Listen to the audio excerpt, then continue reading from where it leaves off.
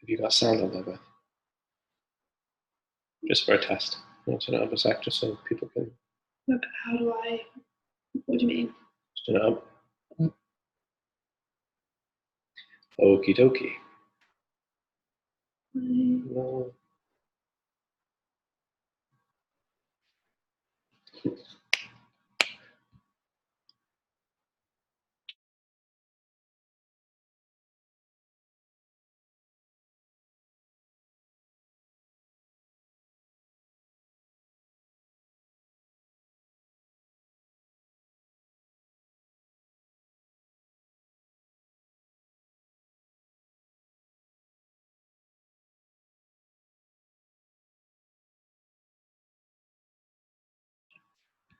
All right. Just hoping somebody can hear me out there. Yes? I'm just looking at my colleague Beth to make sure that the sound is okay. Beth's shaking her head. No, okay. No, she's giving me the thumbs up. Okay, and Chris can hear me. Hello and good evening, and welcome to the Charityworks webinar. It's so nice to see so many people here tonight. Actually, we've got 66 of you in the room, including myself and my colleague Beth. We've had plenty more sign up, and I imagine people will jump in and out as they feel that they need to. For those that haven't noticed already, there is a group chat box on the main section of Zoom. You can find it in the bottom right. Here you can type and ask any questions that you like. On hand tonight, we've got Beth. Beth Blackmore is in the Charityworks team, and she is leading on our Charityworks recruitment campaign. So she manages all the recruitment for Charityworks across the program, and she will be there to take any questions that you have through the process. So please do feel free to type away any questions. She will try to answer as many as possible to get through. Any that we feel need to be raised in the room so that everybody can hear, we'll stop for breaks throughout, essentially, so that I can catch up and answer some questions. So I'm just going to move a couple of things around my screen so I can actually see what I'm doing. And then we'll kick off. So this webinar will probably take place for around about an hour. Anybody who wants to stay behind at the end just for a couple of quick questions, feel free to do so. And I think we'll just kick off from here. So welcome. It's so nice to see so many people here, but also in particular so many people that are keen, interested and passionate about potentially exploring a career within the non-profit sector. Charityworks, for those of you that don't know, has existed since 2009. The program was essentially brought about, and please excuse that noise that's coming in the background. We're running an event here at Charity HQ tonight, so there may be a few people buzzing on the door. Charityworks was basically brought about out of a sense of frustration, really, from the non-profit sector, struggling to get access to really great graduate talent on campus. Believe it or not, it's very expensive and quite time-consuming to sorry, there is a remote control request that's just popped into my screen, and I don't know what that means. Hold on a second. There we are. It's to stop somebody controlling my screen, I think.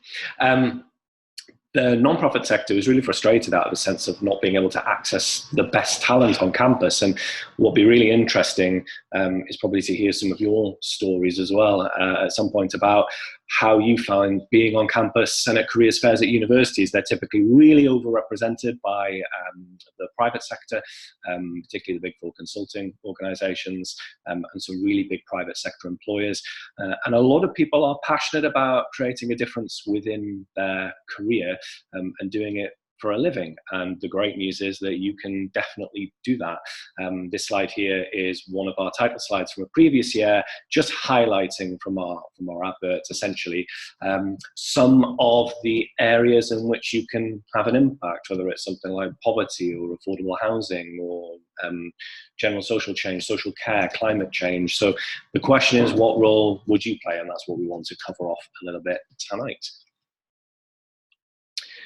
So firstly, as a hello and welcome by means of introduction, my name is Craig.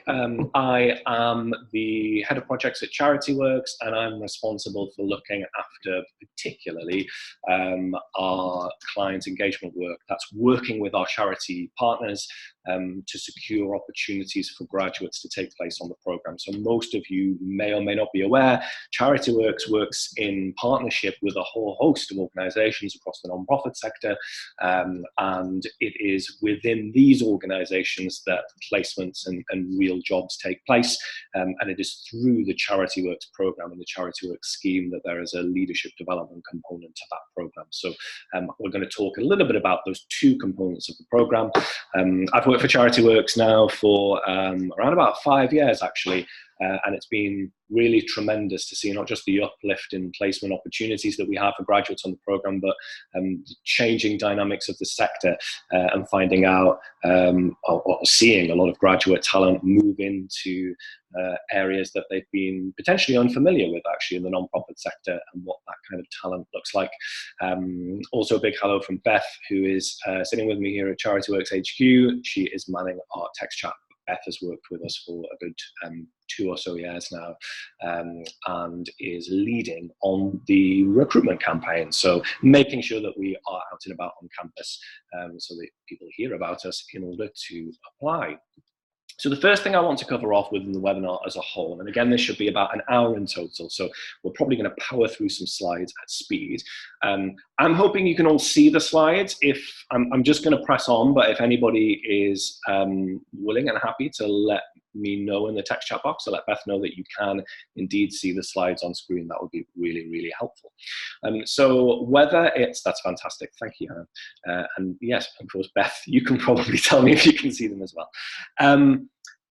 Whether it's rising inequality or an aging population, or whether it's a shortage of affordable housing and social care, which is actually a very large social issue, the UK needs really talented, really committed people to work on solving those issues.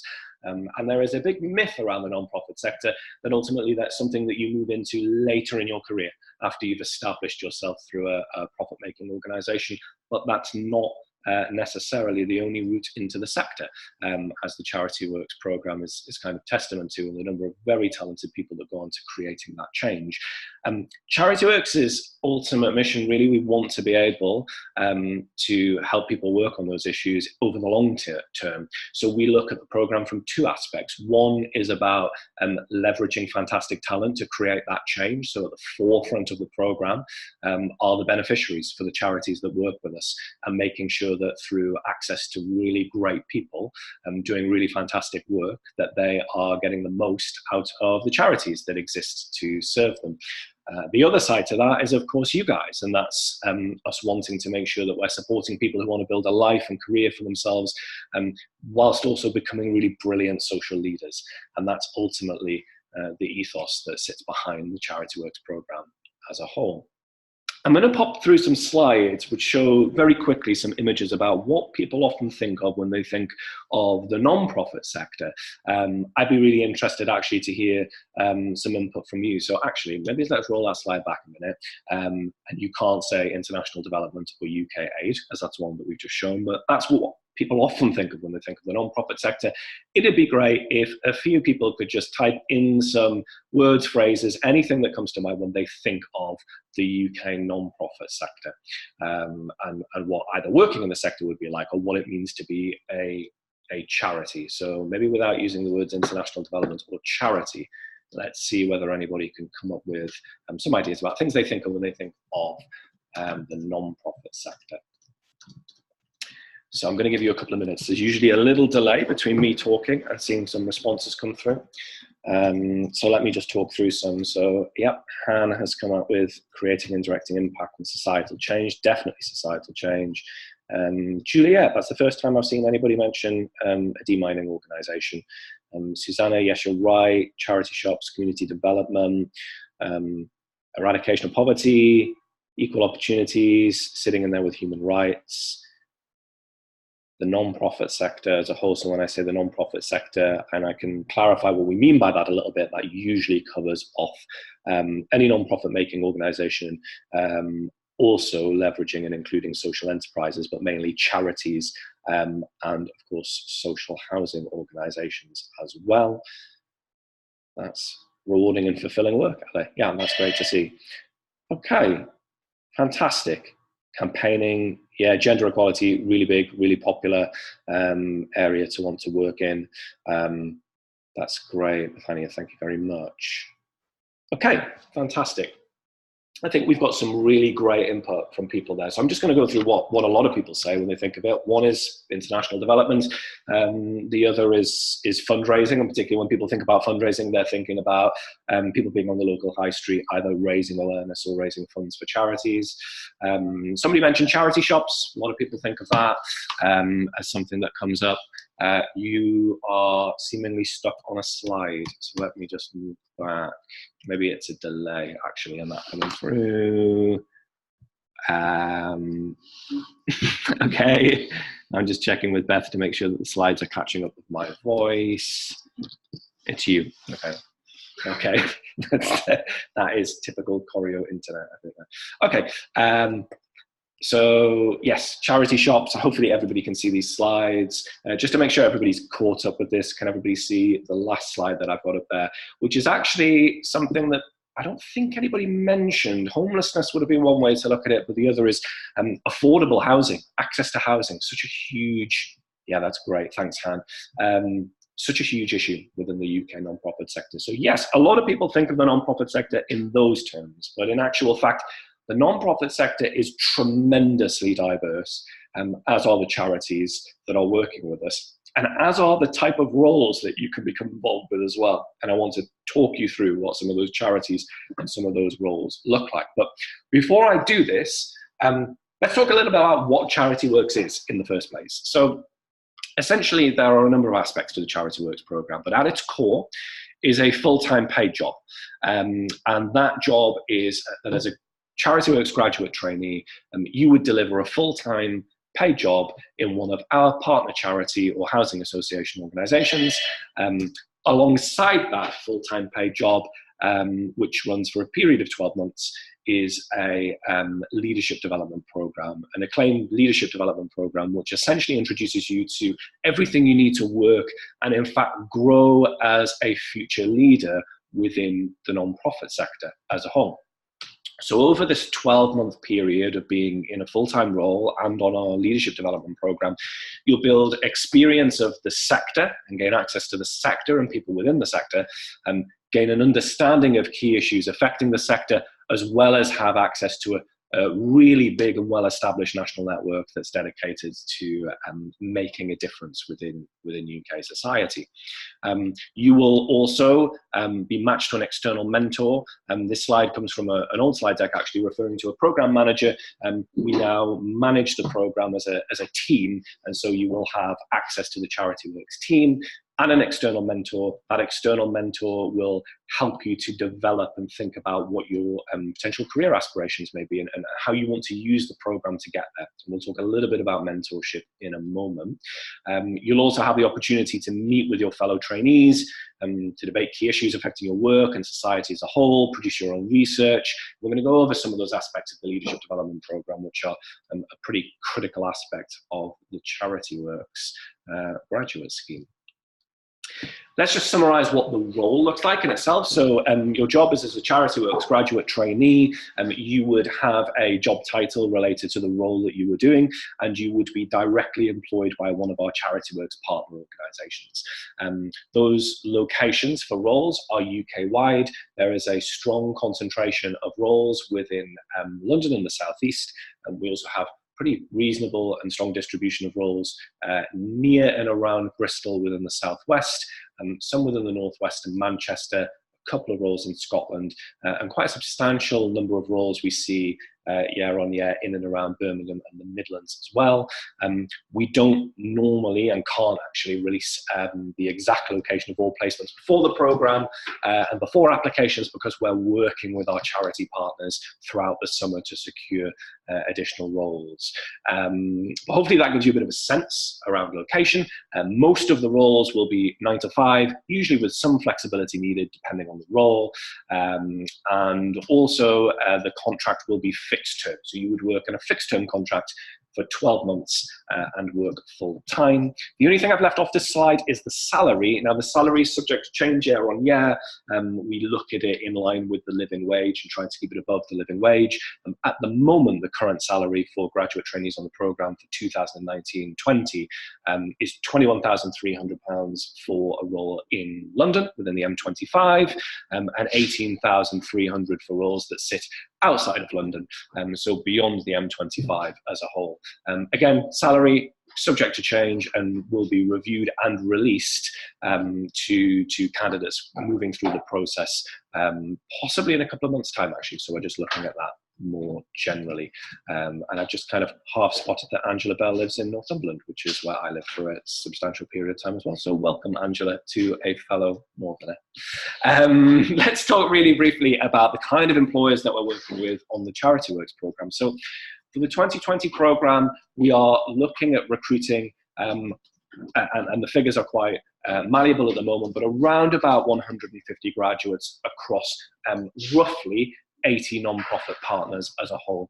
And on this slide, you'll see on your screens at the moment is a whole mix of charities that have worked with us in the past, some of which are still working with us now. So organisations working with us this year in particular, we're looking at organisations like the National Housing Federation, Action on Hearing Loss. Mind is our biggest supporter and charity on the programme. They've taken a significant number of graduate trainees across various areas of their organisation this year. We have also worked with, and in some cases still work with, some of these organisations like Christian Aid and International Development, and Age UK on the programme too. So there's a whole host and variety of organisations that we work with. I'm spotting out the corner of my eye people asking a lot of questions around location, which I'm happy to pick up in a few moments' time before we move on to talk about the leadership programme. Is that a common theme coming through? I'm looking at my colleague Beth. Yeah, semi, okay, all right, something to pick up. I just want to stop and pause before we talk about roles, just to let you know as a start that 91% of trainees who have been on the programme would recommend Charityworks to a potential applicant. That is something we are incredibly delighted to see. The experience for Charityworks graduates is at the forefront of our mind, something incredibly important to us. And we hope that provides you with a bit of reassurance when you're thinking about who to apply to as well. So let's talk a little bit what roles could look like on the Charityworks programme. So the way this works in practice is you would, through the process, once you have, assuming that you're successful through our assessment process, which we'll talk about in a moment, you would outline to us some indications around your preferences. And one of those key preferences is location and thinking about where you can be located. We ask around any of these preferences that you can be as open-minded as possible so that there is a stronger chance of us being able to match you to a role in the programme, but we understand that location is important. That's one of the aspects of your preferences that we look at, and then there are two others. One is the way we look at your preference for particular roles. So it may be that you have a sense of some roles that you would be interested in and some that you'd be less interested in. The third area is cause area, and that's thinking about the kind of charities, the kind of thing that would get you out of bed in the morning, the kind of things that you would be interested in pursuing on a day-to-day basis to be able to create social change in that area. What we find every year on the programme is that people have fairly limited views of the non-profit sector. And so we quite commonly are massively oversubscribed with people telling us that they want to work in international development, human rights, gender equality, and some various other areas. Now, these are areas that we do have roles on the programme, but they make up a minority of the roles. And so we always ask that when you're applying to Charityworks, that you're thinking about this as being the next step in your career within the non-profit sector. And one thing I would definitely advise, having worked on this programme for a number of years and also work supporting graduate recruitment, is when you're thinking about your career steps, the package of support on offer through the leadership development programme and through your placement live in a charity in a full-time role is massive in terms of a boost to your career and what you're thinking of pursuing. Now, it may be that within your Charityworks year, you're not working in your chosen cause area, but it may be that a skill set that you're developing in the role is very, very crucial to you wanting to move into a similar role later down the line in your career, thinking about the cause area that you're interested in. So we ask, in a nutshell, for candidates to be open-minded, but also to be honest about the way they talk about preferences, assuming they're successful on the program. So let's talk through what some of these roles look like in practice. So probably the minority of roles on Charityworks are frontline-based roles. And there are some that come through the process year by year. What I mean by frontline-based roles are things like volunteer management, direct operational services, working directly with service users, or maybe one step removed from service users through volunteers, identifying unmet needs in service provision, often reporting into commissioners or reporting into a board of trustees about direct action that's being taken on the front line of work. Another area is research and policy. These roles are more significant in number than frontline traditionally, but again make up a fairly small but reasonable proportion of roles on the programme. That's conducting research, writing reports, conducting data analysis, preparing public statements or briefings, maybe working within a team to respond to government consultation, for example. I've noticed that somebody's flagged that they are having a bit of audio trouble. Can I just double check? Can a couple of other people maybe just let me know whether they can hear me really clearly? I'm just going to pause for a minute because there's a slight delay on the line. That gives me a chance to have a sip of tea. Wicked, okay, that's great. Alice, Katie, Sophia, fantastic, okay. So let's move on and think about further roles. Internal comms and human resources. So this is a growing area of need within the program we've seen. This is developing and maintaining HR policies, responding to internal customers, delivering and evaluating internal comms strategies. This is about making, in many cases, the internal staff within a charity feel connected to the cause area in which they're working. Charities are like any other organization. They need people working in their HR function as much as they need people working in their policy function, as much as they need people working in operational delivery. So what we typically find is when we're matching graduates into roles, we're thinking about transferable skills and how they would perform within those roles. So let me just pull that chat to one side because Beth has got a very solid handle on that at the moment. Another is, we've talked about internal comms, well, let's talk about external comms. What I'm thinking is campaigns and how charities communicate with the general public and communicate with potential donors, for example. So that's developing and delivering public campaigns or raising a charity's profile, working on digital and social media, promoting cause through PR, potentially through events. We often find that entails a lot of general campaigning work and is a really interesting area within the programme. Another, thinking about placement opportunities, business development and fundraising. So fundraising has been a huge growth area within the Charityworks programme, and a lot of people think of fundraising with that first image that I showed you, so the kind of high street bucket, or nowadays probably contactless payments. But in reality, fundraising is very broad. It can involve writing to foundation and trust organisations to try and secure grant funding, in which case you need an excellent persuasive writer to be able to do that and to manage bids. In many cases, it can involve individual giving, or it could be thinking about legacy fundraising and how people who pass away leave legacies to charities in order to make sure that they can keep doing the work that they're doing. So this could be supporting an existing income stream. It could be developing new business to maximise the profile of a charity. It could be identifying and generating new income sources. And it is a vital part of the charity's work. And we're seeing that area on the programme grow tremendously. Another very large area of the non-profit sector is operations and operational roles.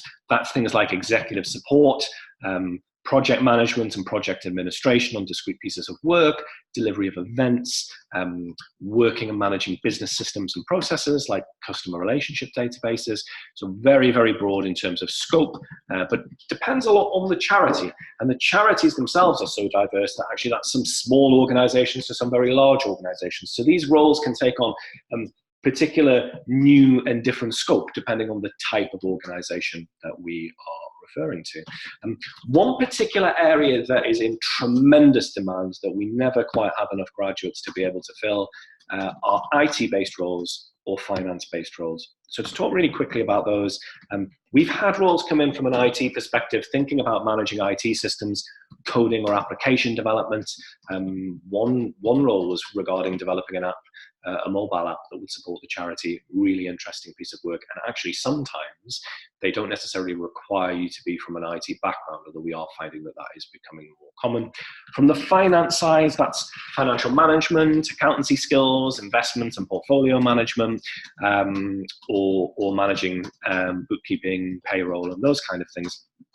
They are less popular as roles, and as a result, we have flagged them this year for the first time for special consideration. What that means is that, firstly, if you have a degree qualification that is in IT or finance, and you are welcome and looking to be placed into a role that would take advantage of your skills, you can select this on your application form, and this will flag you for special consideration. You will still go through the recruitment and selection process, but there is a significantly increased likelihood that we're going to be matching you, assuming you make it through the process, matching you sooner and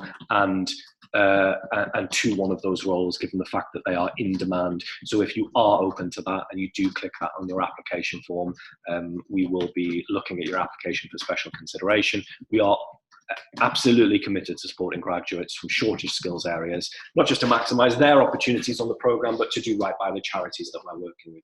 If you don't hold one of those qualifications, but you make it through to the placement matching process and you are interested or open-minded to something that feels a bit more vocational in scope, definitely let us know when you talk to us about your placement preferences. It's probably nice to just stop here. This is a great slide. This was a picture taken from induction. On the left there, that's Ned, our Deputy Director, who was one of the first Charityworks graduate trainees, actually, one of 3 in 2009 when we started with 3 graduate trainees, now taking 150. And Ned is our Deputy Director, who will lead a killer section, I'm sure, at induction for next year, thinking about the non-profit sector. I'm sure he'll run that again. Please excuse the 2017 moniker on the Times Top 100 Graduate Employer. That was the first year that we were awarded Top 100 status. We have it for 2018 and 2019 as well. Fingers crossed, we hope for 2020 as well, or 2020. So I'm going to take a quick pause there talking about placements before we talk about roles. Before we talk about the leadership development program and cause areas, let's have a skim through some of the questions. So Beth is picking all of these up quite beautifully. I am accidentally flipping through slides that I don't mean to.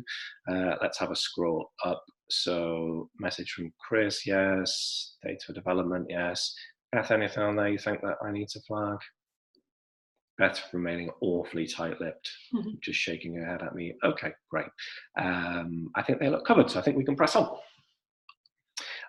Also note that the Zoom room has chat functionality for microphones. The reason I've muted them is because of the volume of participants in the room, but we will open them at the end if anybody does want to ask a question in the old-fashioned way. So let's talk about what comes with this placement opportunity. So some of you probably know already, non-profit sector can be quite hard to access. Getting a graduate level role where there is an expectation that you would be able to create some immediate impact with your skill set as a graduate, but also that the role should feel deeply developmental and challenge you as well, can be quite difficult, and it can be quite disconcerting actually sometimes when you're reading over jobs boards and you're looking at roles that you think you might have the skill set for. And Charityworks provides an opportunity for you to be able to access those roles. But on top of that is the leadership development program to kind of round off the package. So alongside your placement and your full-time job, you will take part in a leadership development program, which is endorsed by the Institute of Leadership and Management. I say endorsed to use my words really carefully. It is not a qualification program in its own right, so you won't receive a level of certification. This has actually been done deliberately on our part. It used to be a qualification program, and actually we found that that pulls you out of the the day job quite significantly. And now, with the program being endorsed and Charityworks being as widely known as it is, fast becoming a mark of your success within the sector and through the process as well, for you to be on the Charityworks program as a whole. So, endorsed by the Institute of Leadership and Management, which means there are a set of standards that, for example, when we're marking research, that we have to hold to, and Choreo, which is the social enterprise which runs the Charityworks program, Charityworks being a charity in its own right. Choreo is also an ILM centre for provision of ILM facilitation and learning. So the program aims to give you an understanding of the key issues affecting society in the non-profit sector, but it's also aimed at helping you to perform in role and developing your skills and knowledge. So the leadership development program serves two purposes, really, and it marries the two very, very well. So on the one hand is core leadership development, thinking about yourself, thinking about how you would manage yourself and others, think about things like managing finances. All of these, I'm saying with a pinch of salt, because we haven't locked down the program for 2020, and we iterate it every year to make sure that we're making significant improvements. But there is a core element that is about your development as a leader within the sector.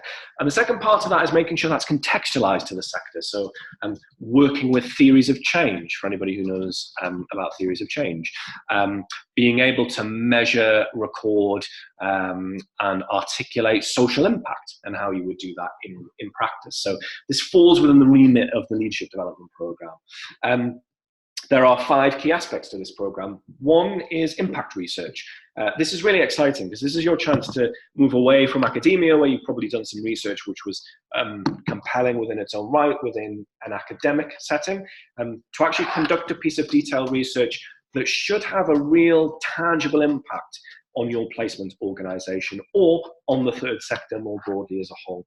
So this is your opportunity to conduct some research with primary research involved, where you can contribute something of significance to the charity in which you're working, or indeed to the sector as a whole. And in previous years, and this year, we have essentially showcased that and brought people together from the sector to be able to see the research that you're working on and help raise your profile within the sector as a whole. Peer coaching is an often overlooked but vital element to the leadership development program. You will be allocated a peer coach throughout the time that you are on the program. This will be another Charityworks graduate trainee from your intake, and you will be able to meet regularly to provide mutual support and also one-to-one coaching, and you will be provided the skill set to be able to make the most of that coaching relationship. People sometimes gloss over this aspect of the leadership program. Peer coaching is an absolutely valuable, really valuable method of being able to take issues, often live work issues, and to have the solutions to those issues drawn out from you, the support of another person. So this isn't just mutual support and chatting through your issues, although there's value in that too. There's a real kind of purpose to a coaching relationship that comes through peer coaching, and indeed helps you to build your own coaching expertise as well. Let's talk a little bit about mentoring. So you'll be matched with a mentor on the program. The mentors come from all over the social sector and beyond. Could be an emerging senior leader, could be a well-established leader, could be a professional coach. You will have a say on who your mentor is through our mentor matching process. Excuse me. This relationship is really crucial. It usually sits, it's quite nice to have this relationship beyond your line manager at work and beyond your peer coach on the program, because this is often somebody that you can take thoughts and a kind of mentoring and coaching relationship into the area of what you want to achieve within your career, and also thinking about what the next steps are for you, not just beyond the program, but what you can be doing whilst you're in the program to position yourself in the kind of place that you want to be thinking about next step in your career. And I think that's vital to note, because Charityworks is not the final stop for most people. Most people will not land on the Charityworks program in the perfect role and realize that that's it. They want to work their way up the ladder within that role. For many people, it's an opportunity to experience a new area of the charity sector, a new area of working life, new opportunities, and grow their transferable skills. And that mentoring relationship acts as an absolute pillar when thinking about bringing that back to what you want to achieve, and actually the process often opens up a lot of avenues for individuals going through that mentoring relationship. Lots of times thinking about things that they've not considered. Learning sessions, vital on the program. You will come together with a cohort of around about 20 other individuals, graduate trainees on the program that year, and you will meet to take part in facilitated learning sessions designed to help develop your skill set. They cover off some of the topics, for example, that I talked about earlier, and are a huge opportunity for you, not just to connect with your peers, but also to develop your skill set. And then we come to national conferences. So this is the opportunity where you will come together with all of the cohorts on the program that year. So all 150 or so graduate trainees to attend national conferences where you'll hear from some fantastic key speakers and contributors. And we've had some really amazing people contribute to that program from all sorts of different angles and areas of expertise. It's also a great opportunity for networking and growing your networking across the nonprofit sector as a whole. So that makes up the leadership development program for Charityworks. I'm going to very quickly examine the chat. A lot of people thanking Beth. So I'm just assuming, Beth, that you are answering these questions fantastically. I'm going to take a quick sip of my tea. Excuse me a moment, just to clear my voice a little bit. Great, I'm just browsing back through. I think you've answered them all, Beth, by the looks of it. Fantastic. Okay, so before I move on, I want to talk a little bit about the Charityworks Fast Track. So the Fast Track is a newly titled program that we piloted essentially in a slightly different format last year when it was known as the Charityworks Taster Program. And the Taster Program used to be an experience for people that had not thought about the nonprofit sector, or maybe had thought about the nonprofit sector, but just wanted to gain a bit of a taste of what it could be like working there before they joined the Charityworks program. It was specifically designed for students and graduates who are from a BAME background. We've iterated that program this year, renamed it the Fast Track, and made it very clear in its intent that the Fast Track is designed to support students from a Black, Asian, or minority ethnic background onto the program through an accelerated process. And that accelerated process I'm going to outline in a little bit of detail. Firstly, what is the Fast Track? Well, it's an opportunity to gain some professional development experience in preparation to launch your career in the nonprofit sector. So this is about two things, really. This is about getting fast access to the graduate scheme, so a quicker route through our recruitment and selection process. And it's also an opportunity for you to develop some experience and some support through our development days as well. It's exclusively open to students and graduates from a BAME background. I'm going to clarify a little bit more about what that means in practice in a moment. What the offer is you will apply through a shorter application form, and then if you're successful, you will be invited to the professional development days, which take place in April. We're aiming for those to land within the Easter break, for those of you who are still at university, which is probably most people applying for the program. These development days will serve two purposes. One will be to develop your leadership skills and to give you some additional support in preparation for you to launch a career within the nonprofit sector. And they'll also provide an opportunity for us to do some assessment and get to know you a little bit better within a slightly different setting. You can you gain Fast Track through the onto the graduate program as well. So this is skipping straight to the final assessment activities, which will run through the development days rather than at an assessment centre. You'll also be supported from the program team in facilitating some work shadowing opportunities for you as well, should you want them, to gain exposure and experience of an opportunity within the sector. Those will be self-facilitated, but be supported by Charityworks. The reason why the Fast Track exists is twofold, really. One is that the non-profit sector is vastly underrepresentative of people from a Black, Asian, or minority ethnic background. Just 5%, 5.3% of not-for-profit chief executives are from a BAME background, and that's scandalously low, actually. And we're thinking, well, the Charityworks program is about developing future leaders, and many of our graduates from years ago on the program are working their way into those kind of roles, chief executives, opening their own charities, heading up departments. So we need to do something about that. And if you go back just 2 years on the Charityworks program, just 7% of our entire cohort was from a Black, Asian, or minority ethnic background, which is appalling, actually, and something that we are deeply restless about correcting. And there are a number of reasons for that. There are a number of reasons that we've explored with our communities and partners. You will be pleased and delighted to know that after the introduction of the Taster program last year, we doubled representation from Black, Asian, and minority ethnic backgrounds. So we're sitting at about 15% now. But the representation that we would expect based on the overall sector as a whole and based on the workforce as a whole is about 1 in 5. And that's why the fast track ultimately exists. So we're striving to ensure that the sector reflects the diverse communities ultimately that the charities themselves are serving.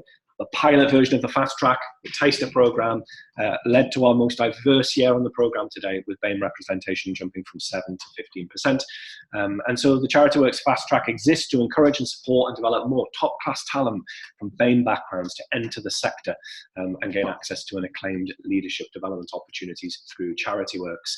In order to apply, you need to be from a BAME background and then meet the normal Charityworks criteria, which I'm going to go through in a minute for everybody. When we talk about Black, Asian, and minority ethnic backgrounds, we've got a description about what we mean about that from a very kind of robust legal side, because this program is a positive action scheme, which means that it is supported and credible as an action scheme and must not be a form of positive discrimination, which is very much illegal. And as a result, there is a strict criteria around what we mean by that, and we've outlined that criteria, but we've also linked to that criteria from the government website as well. We can go back to that if anybody has any questions on it in the room. I can pull it up from the website and we can go through it. So if you are eligible, or you think you're eligible for the fast track, you are strongly encouraged to apply via the fast track route. I'm going to outline what recruitment and selection looks like next. So for everybody applying to the Charityworks program, we're looking for you to have achieved or be expected to achieve, for those of you who are still studying, a 2-1, and that is in any degree discipline at all. We really value the diverse degree disciplines that come through the program. People bring different skill sets from different areas, whether it's the sciences or the arts, whether your degree was related to social impact and to creating societal change, or whether it was completely unrelated. My degree background is in medicinal chemistry, so completely unrelated, but I hope that the skill set has proven useful. And actually, a number of the Charityworks team are from science backgrounds as well. So very, very diverse in terms of the areas and background that you can access the program from. You can also access us from a postgraduate qualification as well. We're also looking for you to demonstrate at least one piece of experience that shows that you are committed to social change. Now, we strongly believe at Charityworks that experience is and can be dependent on access to opportunity, and not everybody has the same access to the same opportunities. So what we mean by experience is anything at all that demonstrates your commitment to social change, whether that is voluntary experience, whether it's caring responsibilities, whether you have jetted off to a country and supported the development or building of a school for 6 months, or whether you have volunteered at your local community centre for a couple of weeks and have a real passion and keen interest in community development as a result of that. However big or small that experience is, we need to see that you are committed to social change and want to have a career creating social change. Then we are going to assess you based on an application form and an assessment centre through a variety of competencies, which I'm not going to go through in too much detail here, but are all listed on the website and on the bottom of this slide. You can find them all on the Charityworks website. We are incredibly passionate about the diverse nature of the talent on the program. And we know that diversity of talent means that we are casting the net as wide as we can. And we know ultimately that means that our partner charities are getting the best people, and then the beneficiaries of those charities are getting the access to talent that they need to be able to live their lives to the fullest. So as a result, we aim for the program to be as accessible as possible, and we know that ethnic diversity is just one aspect of that. So we have completely removed psychometric tests. We noted that for 3 consecutive years there was just too much bias within the test. Psychometric tests typically are quite biased towards people from wealthier and higher socioeconomic backgrounds, and also from people from more ethnically diverse communities. So we have removed them. That means that every application form submitted to Charityworks will be read. There are no first pass filters to the Charityworks program. You'll find a lot of graduate recruiters, your application might not even get to the getting read stage, the shortlisting stage, because they have a mass first pass filter to filter out people. We don't have one. So whether we receive 100 applications or more likely 3,500 applications to the program, every one of them will be read, but not just that, every one of them will be read and marked by 2 separate markers. We double mark application to essentially reduce any unconscious bias, which is a bias that even the most well-meaning people in the world will carry from their experiences, and we want to mitigate against that. We also anonymize applications. Nobody marking our application can see your name, so they can't make any assumptions about you. They can't see where you went to university, so it doesn't matter which university that you went to. We don't ask for or care about your UCAS points or your A-levels. None of that matters because you've already demonstrated significant competency through your degree, however you get there, whether or not you got there through one of the best schools in the country, or whether you got there through an access course, doesn't matter. Nobody will be able to tell. And that's really important. We score really fairly and consistently across questions. What I mean by that is across all questions. We are often scoring questions at a time, and that makes a significant difference to scoring an applicant at a time, because instead of building up a picture in your head about an applicant by going through their 3 or 4 questions that they've responded to, you're scoring as fairly as possible by marking applicants' questions. So if there is a question on motivation for joining Charityworks, marking 30 applicants and their response to that is a fairer way of doing it than marking 30 full applications. We also draw from a very diverse marker pool in terms of background, experience, ethnicity, and we make significant reasonable adjustments to those that have access requirements. If you think that you have an access requirement, or you don't think you will perform at your best through the way the application is set up because of a disability or long-term health condition, please email info@charity-works.co.uk so that we can implement those reasonable adjustments for you. Really important to know that. This is our recruitment and selection process. On the left, you will see the main recruitment and selection process. That is completing an application form. That application form then gets marked. We will shortlist them, and we will invite the top candidates to a full-day assessment centre. These will take place across the country. Off the top of my head, Bristol, London, Manchester are all locked in, and I can't remember if we're running one in the Midlands this year, but basically they will take place across the UK, and those that are successful at the assessment centre stage will then be invited to placement matching, which I'm going to discuss in very, very short detail because we're very short on time. If you are applying to the fast track, you will complete a short application form that's just 2 questions in length. And if you're successful at that stage, you will be invited to our development days. This is where we will give you some insight and support about your leadership development, and also undertake some assessed activities that will inform us of your performance against all the candidates in the pool, and where we will then invite you, if you're successful, to take place in placement matching. I'm not going to go into too much detail about how placement matching works because it's a conversation for further down the line, but this is when we're working with you around your preferences, around roles and course area, to match you to the right role within the Charityworks program. Before and I should probably flag, there is a deadline that's coming up for the fast track. And that allows us, for anybody who potentially doesn't make the benchmark for the fast track, to give you the opportunity to apply via the main graduate program. Let me just cut right ahead to let you know that the application for the fast track will close at 1 p.m. on the 23rd of January. So if you are thinking about applying to the Charityworks fast track to access the graduate program this year, you need to do so no later than 1 p.m. on the 23rd of January. And if you are from a Black, Asian, or minority ethnic background, I implore you and encourage you deeply to consider that route and option. The general graduate program application route is 1 p.m. on the 26th of February. Now we've got about 10 minutes. I want to very, very quickly give you a sense of what makes a good application form. And I'm going to run through this really, really quickly because Beth is picking up all the fantastic questions that are coming in. And is there a risk that the deadline will close earlier? Beth's probably already answered that, but the short answer is no. We will close on that date and consider all applications up to that date. Don't be the person who tries to submit your application at 1:02 and says the internet went down or the servers were busy. They're really busy because people wait till the very last minute. Please don't do that as much as you can help it. Try and get your application in as soon as you can.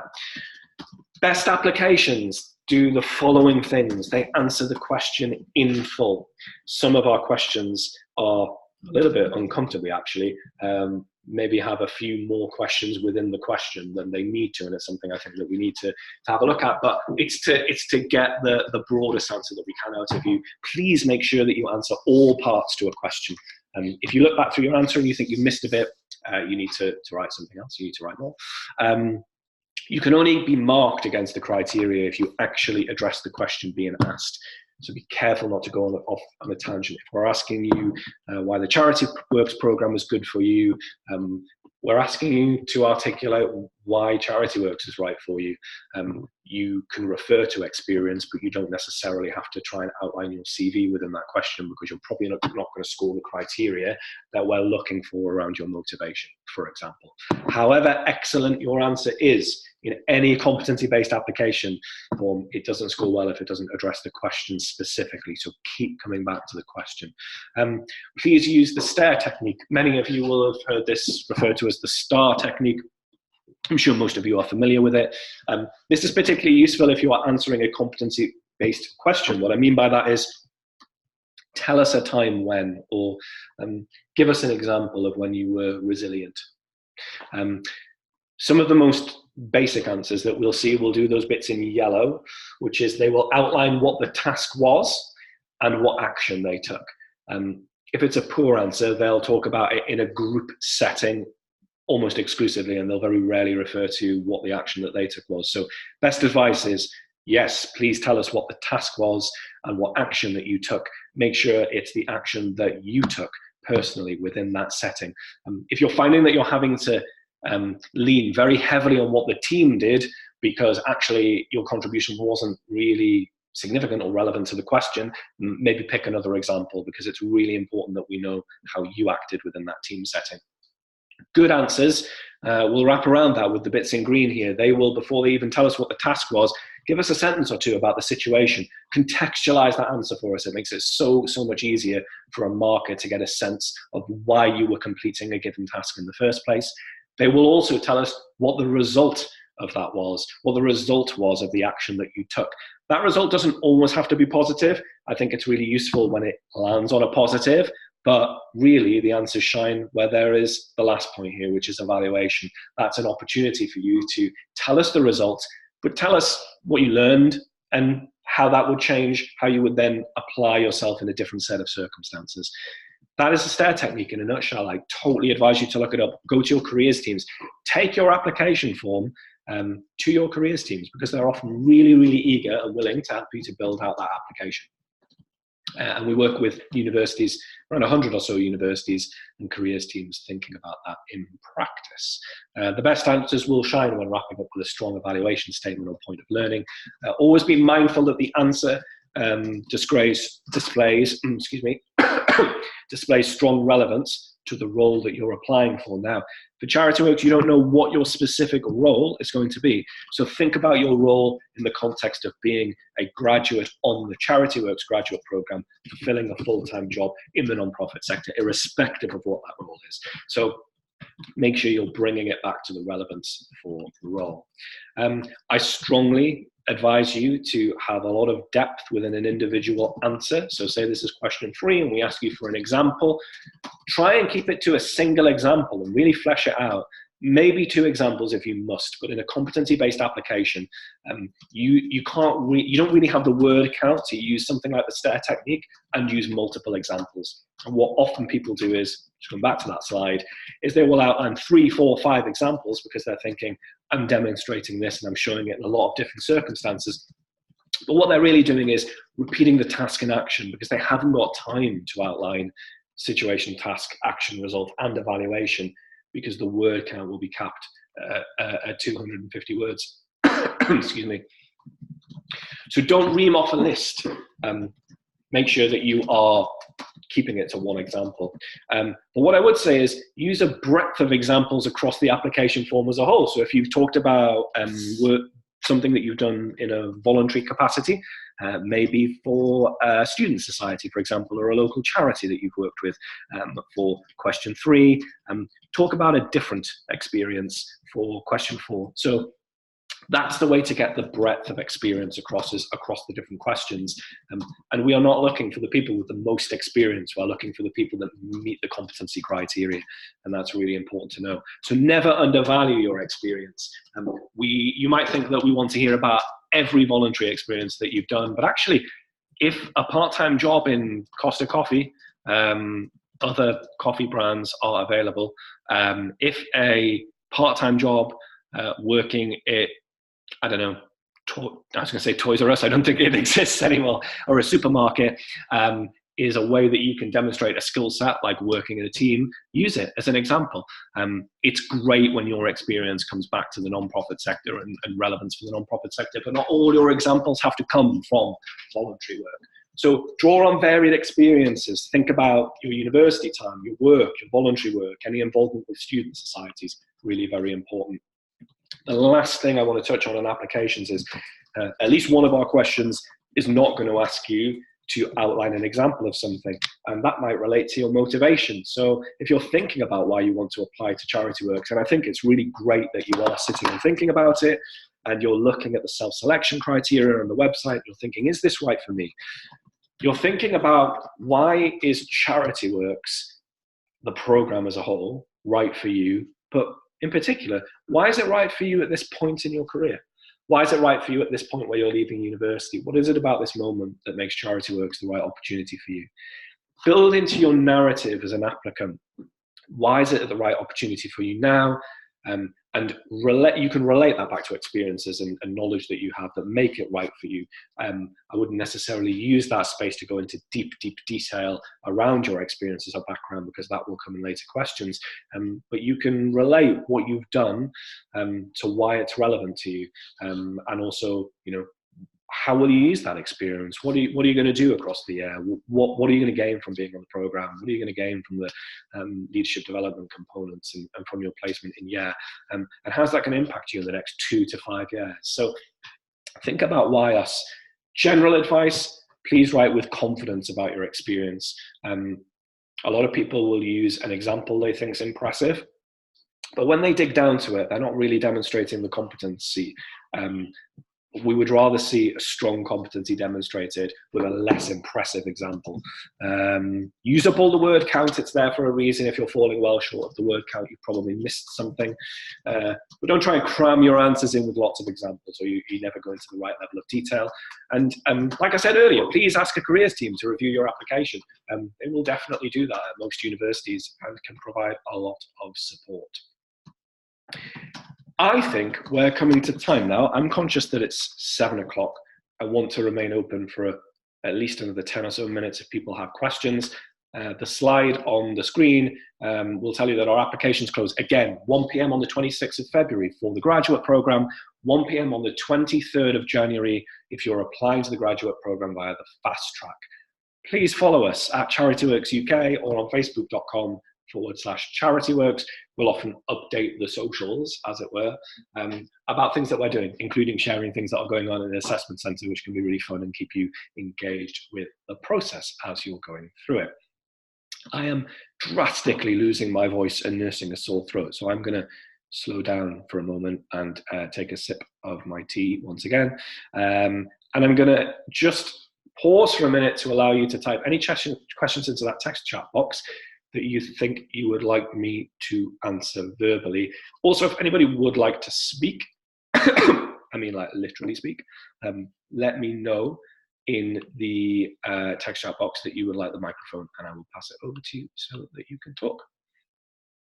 Okay, I'm going to take a couple of moments, so I'm going to go quiet.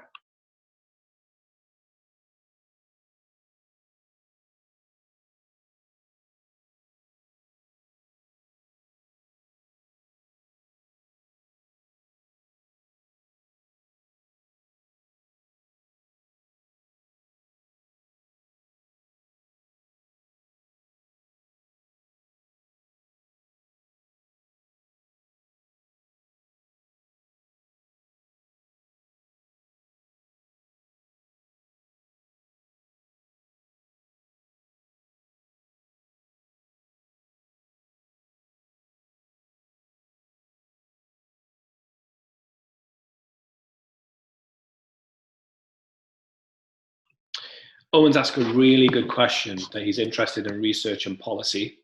And if we were to form your application around that, would it pigeonhole you? So the short answer is no, Owen, it won't pigeonhole you. But we want you to apply to Charityworks being aware that it is a broad graduate scheme. And whilst we hope and would really like to match you into a role in research and policy, it can't be guaranteed through the process. If you have background experience in or commitment to through your university in research and policy, and you want to draw on that as an example, feel free to do so.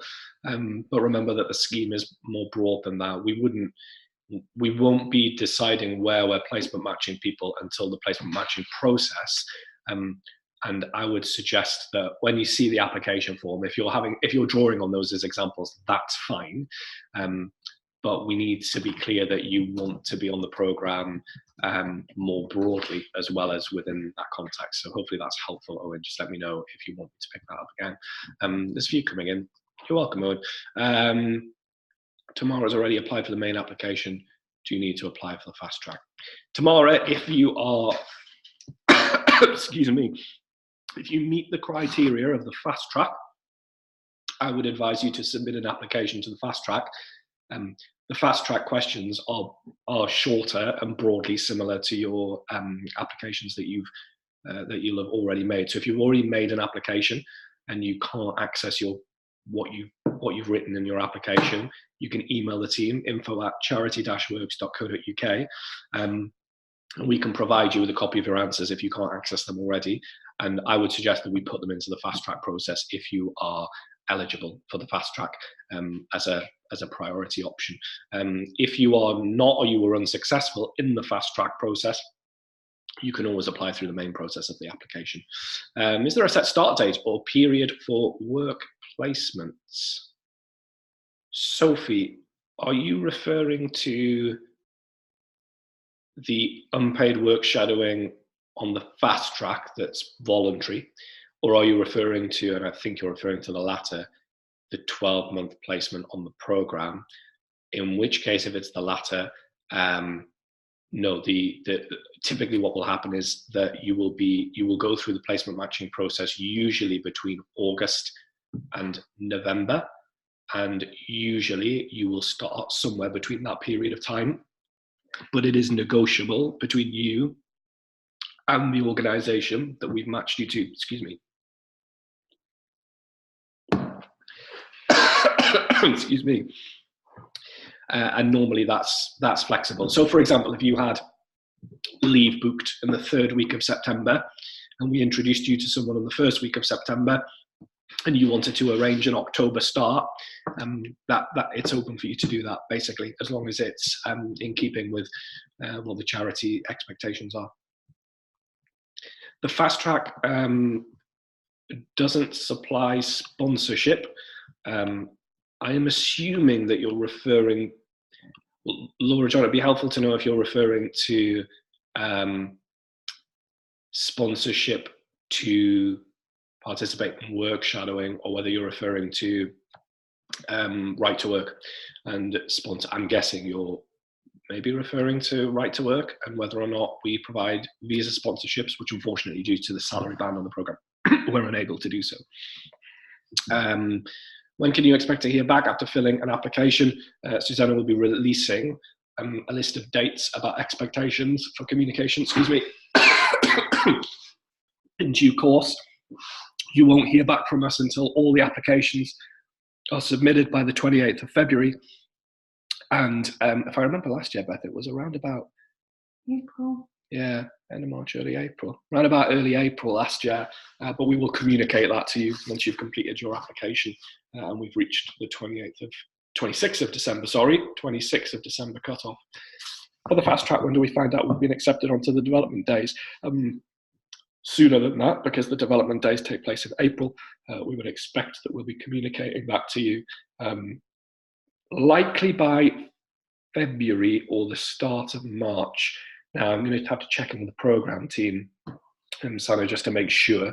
But I will check in with the program team. If you can pop that as a query in info@charity-works.co.uk, we can pick that up for you. I'll need to check in with the program team. Would it be necessary to cancel the first main application? No, it's not necessary at all, Tracy. I would just leave the application in there, and there will be some administrative work from us to do to make sure that we're not marking people again for the main application if they're already on the fast track. So it's absolutely fine for you to leave it in there. The fast track applications will be marked first because they close sooner, so we'll pick you up in the fast track. Can I resubmit my application? Unfortunately, Mercy, you can't. You can apply again using a different email address. And we can delete your first entry. So you can start the entire. We can't bring back your application and amend it, but you can apply again, and we can delete your first application based on the advice given. Thank you for that, Beth. Yes, Sophie, the 12-month placement. Now I have to go back and see what your question was. Yeah. Did that answer your question, Sophie, around set start dates? And yes, right to work, and hopefully I answered that one, Laura. Unfortunately, we can't provide sponsorship. Thank you to the person who sent me a private message asking that I get a fresh cup of tea soon. I really appreciate that. My voice is struggling a little bit, actually. Jamie, hello. You are more than welcome, Jamie.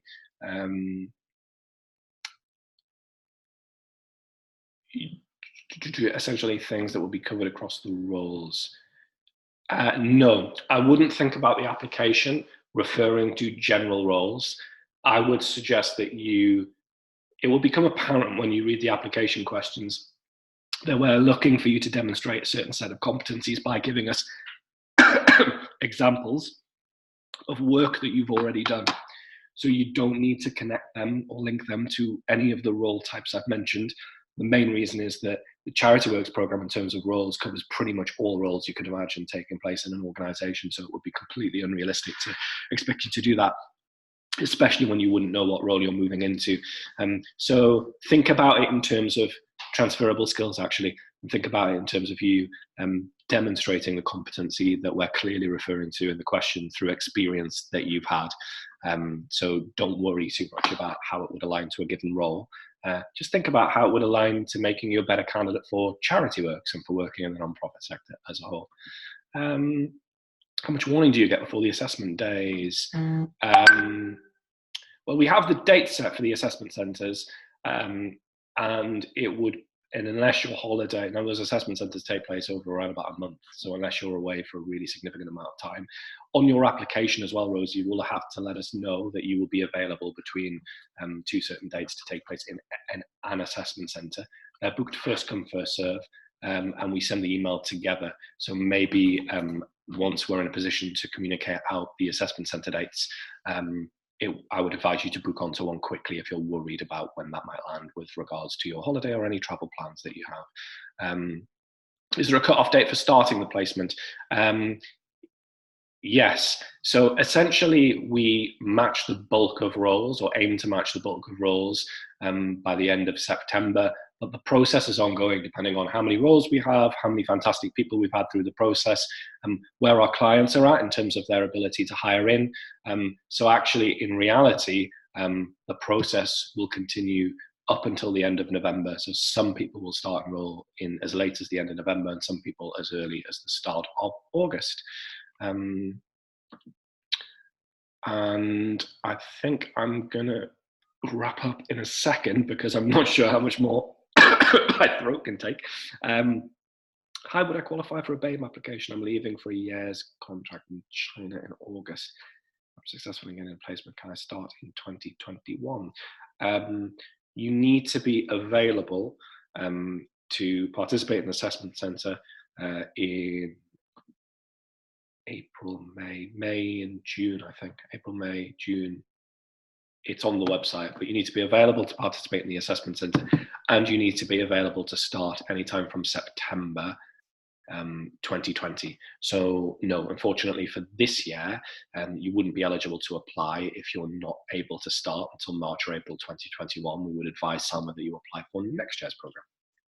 Hopefully that helps. Okay, I'm hoping that session was helpful. It'd be great to get a sense of whether it was helpful or not, actually. If you have further questions, you can definitely submit them to info@charity-works.co.uk. We'll be sharing the recording of this session with everybody who's taken part, as well as those that weren't able to make it tonight. And hopefully you feel suitably encouraged, thinking about a role in the non-profit sector, to take a look. If you want more information, Charityworks has a YouTube channel, and you can go over there to see some videos from our trainees and from when we've previously run a Q&A session with our trainees during the application period. You can also check out the website for more information about the programme as a whole, and definitely shoot us over an email if you have any questions. Thanks, Alice. Thanks, Jamie, Sophia, Zoe, Megan. I really am pleased to hear that it was contextualized a little bit. I hope you didn't feel I was being too brutal around the expectations that it's a broad graduate scheme. We just want to see really fantastic people who are really keen to have a career creating social change make it onto the programme, and we are delighted to see your interest in the programme, and we very, very much look forward to receiving your applications. Thank you very much, Sophia. It's been a struggle, and I'm out of tea right now, so I'm going to go sort that. Thank you all for your time. I am going to close the room now and save off the recording. If you have any further questions, please get in touch. And from Beth and myself, we're signing off, so thank you very much.